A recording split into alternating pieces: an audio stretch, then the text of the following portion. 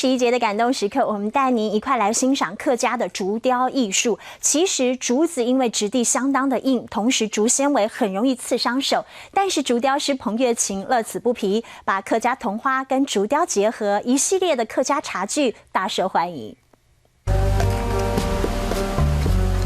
认真做竹雕，彭月琴跟着老师陈宝通学了一身好本领。只是要雕竹子真的不简单。我喜欢刻花啦，对，因为它是直向纤维的，所以有时候我们一不小心它就划刀，就整个就崩掉了。竹子质地硬，又得注意纹路走向。竹子能雕的厚度也很有限，比木雕更具难度，一个不小心就会裂开，也会受伤。对呀，是会长茧的，很用力的，现在已经适应了。打磨我们的指甲都会歪掉，你看。买手竹雕创作很容易被竹纤维刺伤，满手长茧，也诉说着他15年来辛苦的创作历程。一种就是像桂竹啦，另外一种就是梦中竹，大概梦中竹比较大一点这样。好，我们竹子最美的地方哈，就是在这个竹皮的地方哈，就是第一个美哈，竹皮。竹雕师彭月琴从竹子的特性开始学起，只是雕刻用砂纸抛光，难度高，很多妇女望之却步，但彭月琴却乐此不疲。用唇呢？用唇了就做刮痧棒，了就得按摩。剩下的竹片废物利用，变成了刮痧棒。死板板的竹片经过他的巧手，都变得很有生命力。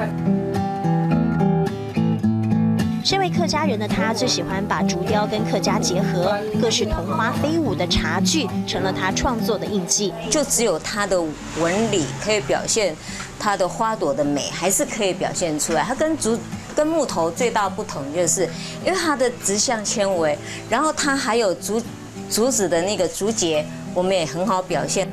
作品只送不卖，他希望更多人爱上竹雕。这15年来，他创作了无数作品，而每件竹艺都有客家意象，也有童年记忆。是一撮伞，因为客家人全部带到伞度，所以给桐花呢一蕊一蕊的桐花落起是一片来，是吧？就会表现讲，对了土地的尊敬。学设计出身，退休后钟情竹雕创作。为什么喜欢竹雕？他说，竹子耿直又应景，就像客家人，所以爱上了竹子之美，也爱上竹雕艺术。抚摸竹子的纹路，通晓竹子的特性，一凿一颗桐花在竹上飞舞。女性的柔美和客家人的坚持，在竹雕里形塑感动时刻。